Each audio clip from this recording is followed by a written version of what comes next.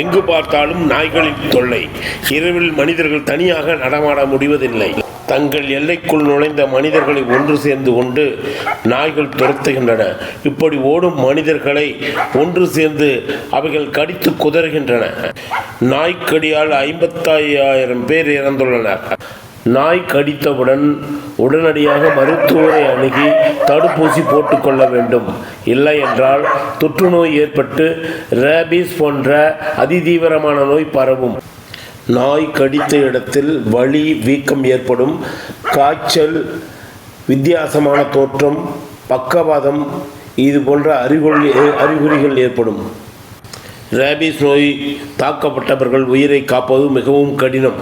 அப்படி கடித்த நாய் 4 நாட்கள் உயிருடன் இருந்தால் கவலைப்பட தேவையில்லை. ஆனால் இறந்தால் நமக்கு ஆபத்து.